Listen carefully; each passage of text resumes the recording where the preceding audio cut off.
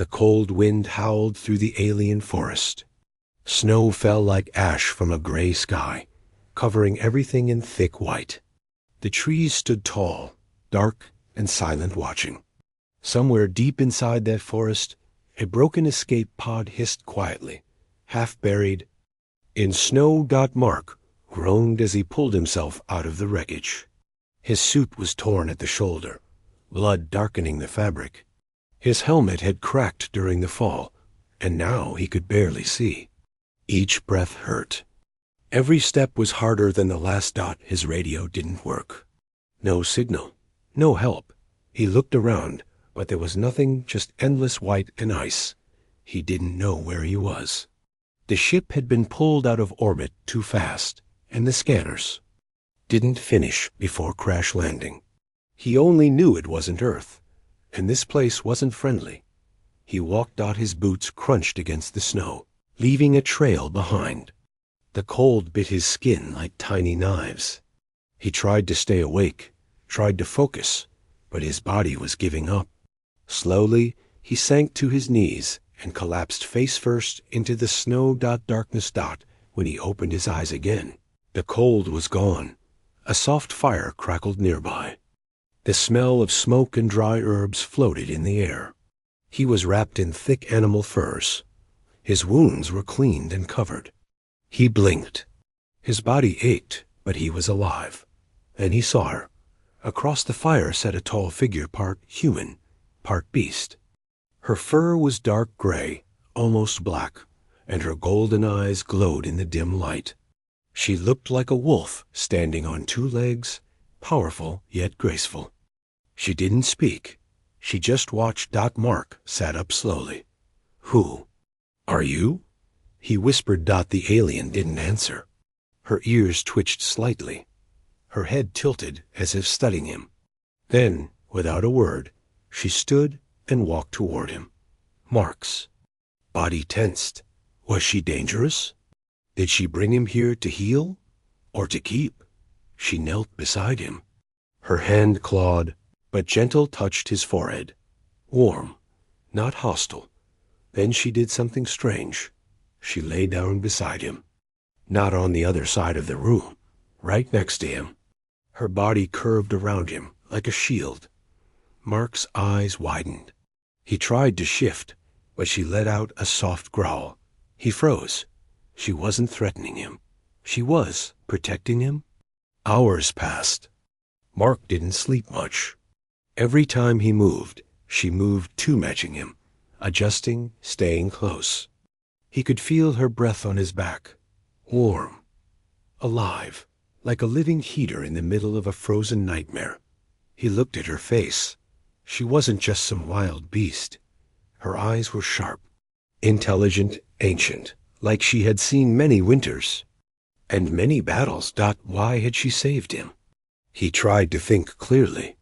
The survival training told him that some alien species formed bonds through physical contact. Maybe this was her way of testing trust.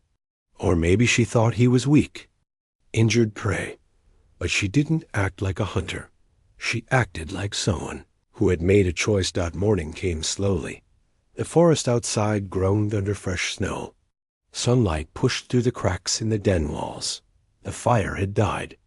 Mark sat up, careful not to wake her. And he felt something strange. His chest burned. Not sharp pain, but a deep warmth. He pulled back the fur covering his torso and gasped. A glowing mark shined on his skin right above his heart. It was shaped like a broken moon with a line through it. It pulsed softly, like it was alive. What is this? He looked at the alien beside him. She was already awake, watching him again. Her eyes locked onto the mark. She reached out and touched it with one claw. Then she placed her other hand on her own chest and showed him the same mark. Identical, bonded, no words were needed. The truth hit him like a hammer. She had marked him. Asterisk mark. Stared at the glowing mark on his chest. It still pulsed slow, steady, like a second heartbeat. His breath grew heavy. He didn't understand it, but he felt it. This wasn't just a symbol. It was something deeper. It was alive inside him now. The alien woman Raka, he would later learn her name, sat across the fire once more. Her eyes never left him. She didn't speak, but her expression had changed. She looked calmer, but more serious. Mark held up his hand, showing the mark. "Why me?" he asked, even though he knew she wouldn't understand his words. Raka tilted her head slightly. Then she stood and walked to the back of the den. Mark watched as she pulled back a large hide covering the wall. Behind it were symbols, strange lines, and curves burned into the stone. Some glowed faintly. There were pictures, too. Not drawings. Stories. Mark stepped closer. He saw what looked like a large wolf alien standing beside a smaller creature. The two were marked just like he was. Then came more symbols, fights, storms, and flames. He didn't understand the language, but the meaning became clear. A bond. A choice. A mate. Raka pointed at the wall, then pointed at Mark. He swallowed hard. "You think I'm your mate?" he whispered. She didn't speak. But she didn't need to. Raka moved back toward him. Slowly, carefully, she knelt down and looked into his eyes. She reached for a small piece of charcoal and drew something on the ground. A circle, and two figures side by side. Then she circled. Them both. She pressed her claw against her chest. Then pointed at his heart. Bonded. Forever. Mark backed away slightly, unsure. "Look, I'm not from here. I'm human. This might be a mistake." Raka let out a low growl, not angry, not threatening, sad. She stood and turned away, walking to the cave entrance. Outside, the snow still fell. She looked back at him once, then stepped into the cold. Mark waited. Part of him wanted to run, escape, find a signal, get off this planet, but another part of him stayed rooted. She had saved him, protected him. He didn't feel like a prisoner. He felt chosen. After some time, he followed her tracks outside. The world was a sea of white, but her footprints were easy to see. He walked slowly, holding the furs tighter around his body. He found her standing near a tree, staring into the forest. She didn't look at him when he arrived. Mark stood beside her in silence. After a moment, he reached out and touched her arm. She looked at him softly this time. "I don't understand your rules," he said, "but I want to learn." She blinked slowly. Then she stepped forward and knelt beside the snow. She picked up a sharp stone and cut her palm. A small amount of blue blood flowed out. Mark flinched. "What are you doing?" She extended the stone toward him. He understood. Hesitantly, Mark took it. He looked into her eyes. They weren't wild. They were waiting. He pressed the stone to his palm and drew a short cut. Blood trickled out red on snow. Raka reached out and pressed her palm to his. Their blood mixed. The mark on his chest burned brighter for a moment, then cooled. And something inside his mind shifted. A whisper, a feeling, a presence. He gasped. He could feel her thoughts. Not words, but emotions, shapes, colors. She was scared, curious, hopeful. Then he heard something faint and soft, not from his ears, but inside his mind. "You live. You stayed." His eyes widened. "You can speak in here?" "Not speak. Feel. Only marked ones can." He looked at her in awe. "What happens now?" "You follow. You learn. My kind will not like this. They will test you." "Test me? For what?" "To see if I was wrong." Mark nodded slowly. The snow around them began to fall harder, but he didn't feel cold anymore. Not with her beside him. Not with the bond burning quietly between them. He didn't know what came next, but he was ready. Somehow, in one night, everything had changed. He wasn't just a lost human anymore. He was hers. That night, the stars above the snowy forest blinked faintly through clouds. but Mark couldn't sleep. He sat beside the small fire inside the den, holding his marked chest with one hand. The skin had cooled, but something inside him still pulsed quiet, steady like a second heartbeat. Across the cave, Raka sharpened her blade calmly. Her yellow eyes flicked to him now and then. She was silent as usual, but he could feel her emotions now, like whispers in a dark room. They weren't strong, not like words, but enough to know she was worried. He spoke softly. "What happens if your people don't accept me?" She didn't answer with voice or thought. Instead, she stood up, walked toward the cave wall, and scratched a new symbol near the others. Mark leaned forward. It showed two creatures standing back to back, weapons in hand, surrounded by larger shadows. He pointed.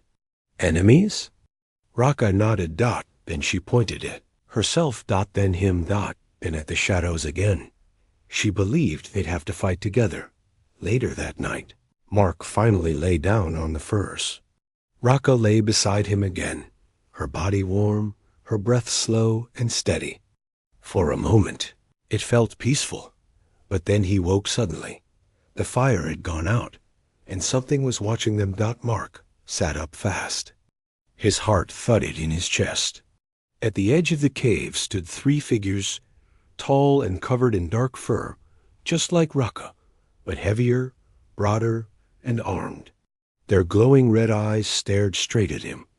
Raka stood in front of him without hesitation. Her posture shifted. No more calm. No more warmth. She growled. Loud, deep, protective. The lead figure growled back. Mark didn't understand the words, but the emotion came through like thunder. "He's not one of us." The second figure stepped forward and sniffed the air. He looked at Mark and snarled. Then it happened. The mark on Mark's chest began to glow brightly. All three visitors froze. Even Raka turned. Eyes wide, Mark looked down. Light burst from the symbol on his chest, casting a strange glow across the cave walls. Then the second figure backed away. But the first, one larger and older, stepped forward again.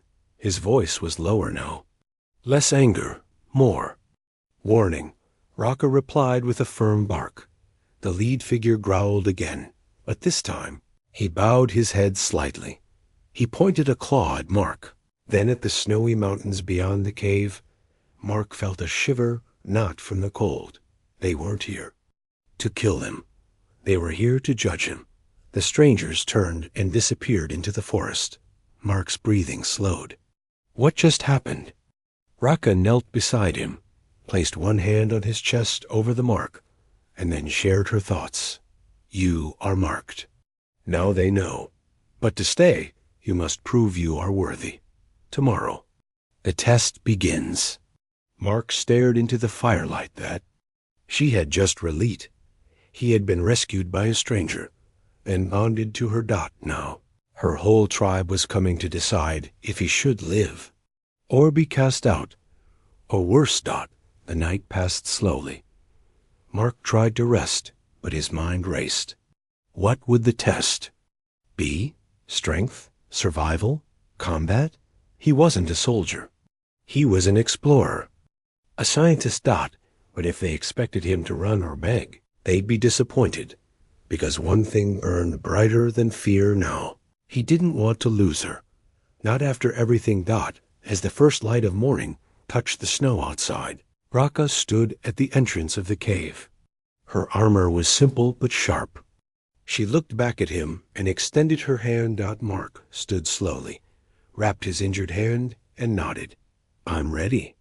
No words were needed. The test had begun. Mark followed Raka through the frozen woods. Snow crunched beneath his boots, and the wind bit at his face. Still, he didn't slow down. Raka moved with grace, quiet, strong. She glanced back at him now and then. Her eyes said everything. Don't fall behind. Be ready. The mountain path twisted sharply. Mark saw smoke rising in the distance. As they reached the top ridge, a wide valley opened before them. dark caves carved into stone, glowing fires, and tall wolf aliens moving between the rocks. Raka's people, her tribe, a pack dot as they entered the camp. All eyes turned to them. Growls rose. Some sniffed the air. Others bared their teeth.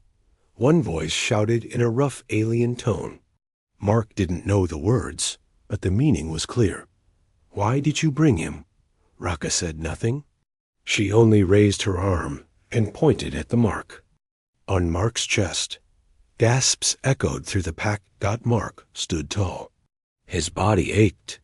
His heart raced. But he didn't flinch. He wouldn't give them a reason to think he was weak. Soon, they reached the center of the valley. A tall, scarred wolf being stepped forward. His fur was white with streaks of silver, and his eyes burned bright red. Raka bowed. The others followed. This was the elder. He looked at Raka, then at Mark. "He carries your mark," the elder said in a deep growl. "But he is not one of us." Raka nodded. Her voice rang through Mark's mind softly. "They will challenge you. I cannot protect you now." Mark swallowed. "Then I'll stand alone." The elder raised his arm. 2 warriors stepped forward. One was broad and armored, the other lean and fast. Both looked hungry for a fight. "You will survive the trial of claws," the elder growled, "or you will die in the snow." Mark looked at Raka. She didn't speak, but she didn't look afraid. He nodded. "Let's do it." The trial began at sundown. They led Mark to a rocky field covered in snow. A circle was carved in the ground, with spears and stones. Fires lit the border. The entire pack stood watching. A horn blew. The first challenger stepped forward, huge, with scarred arms and sharp fangs. He carried a short spear and wore a necklace made from animal teeth. Mark had no weapons. No armor, only his will. The warrior lunged. Mark dodged left, barely avoiding the strike. He slipped, but rolled quickly to his feet. The crowd growled in approval. Mark grabbed a thick branch from the ground and used it like a staff. He blocked the next hit and struck the warrior's knee. The wolf being roared in pain, but smiled. He liked the challenge. The fight went on. Mark took several hits, one across the back, another on the shoulder, but he didn't go down. His breathing was heavy. Blood dripped from his arm. Still, he stood tall. The challenger finally stepped back and raised his fist, not to strike, but in respect. He stepped aside. Mark had passed the first test. The second challenger came fast. She was smaller, but faster. Her claws flashed like blades. Mark didn't even try to hit her at first. He moved, dodged, watched. She circled him, looking for a mistake. Then she lunged. He dropped low, kicked her leg, and knocked her off balance. She landed hard, but got up with a smirk. Instead of continuing, she raised her claws to her forehead, a sign of respect. The crowd went quiet. The elder stepped forward. "He bleeds. He stands. He fights. He is not weak." Mark looked at Raka. She smiled. "You showed them you are more than human." Her voice whispered in his thoughts. "You showed them you are mine." The elder nodded once. Then he looked at Raka. "You chose well, but one trial remains." Mark blinked. "What trial?" The elder raised his hand and pointed to the dark caves behind him. "You must survive the night in the Cave of Echoes, alone." Raka stepped forward. "No one has passed that trial for 3 seasons. The elder growled softly. "Then let this human show us if he is truly worthy of your bond." Mark looked at the cave entrance. Cold wind blew from it. Darkness inside waited like a silent beast. He turned to Raka, then to the pack. He didn't know what was in that cave, but he nodded anyway. "I'll go." He walked into the cave alone, and the entrance closed behind him. Asterisk. The cave swallowed Mark in silence. No light, no sound, Only the drip of cold water from above and the crunch of his boots on rock dot. He reached out, touching the walls with his hands to guide himself.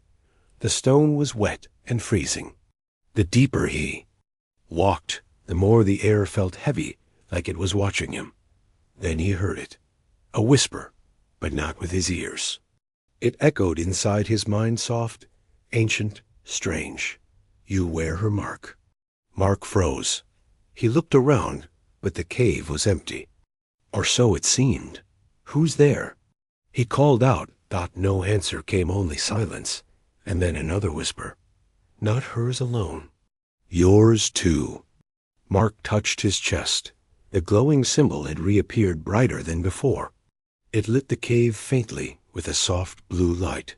Then the rock wall in front of him shimmered and disappeared. Behind it, a chamber revealed itself. Inside, strange, symbols glowed on the walls. Floating stones circled slowly in the air. In the center sat a stone platform. On it a giant skeleton, larger than any living wolf alien he'd seen. Its bones were marked with the same glowing symbol as his dot mark. Stepped closer. The whispers grew louder, clearer. You are not the first. She is not the first. The bond is old. He closed his eyes. A vision struck him sharp and sudden. He saw flashes of another time. A human long ago standing beside a creature like Raka. A war. A sacrifice. The mark burned into both of them, just like his. And then, darkness. Mark stumbled. Back as the vision faded. His chest ached. His heart raced. He wasn't just marked by Raka. He was part of something ancient. A pattern repeating. A bond that returned across time. He wasn't just chosen by her dot. He was destined. Suddenly, the cave shook. A loud growl echoed from the darkness beyond the chamber. Mark turned quickly. From the shadows crawled a massive beast wolf-shaped, but twisted. Its eyes glowed red. Its body was made of smoke and bone. A spirit guardian. The final test. Mark picked up a stone shard from the ground, holding it like a blade. The creature lunged. He dodged, barely escaping its claws. It attacked again fast. And wild. But Mark didn't strike. Instead, he placed his hand on the glowing mark on his chest and whispered, I'm not your enemy. The guardian paused. Then it looked into his eyes and stopped moving. A mark on Mark's chest pulsed again. The spirit slowly lowered its head and disappeared into mist. A final voice echoed in his thoughts. You carry the bond. You carry the memory. You carry the hope. Then all was silent. The cave opened. The exit appeared once more. When Mark stepped out into the morning light, the pack waited in silence. Raka stood at the front, her eyes wide, her breath frozen in the air. The elder stepped forward. You are alive. Mark nodded, exhausted. The cave. It showed me everything. The elder narrowed his eyes. What did you see? Mark looked around at the pack. I saw the past.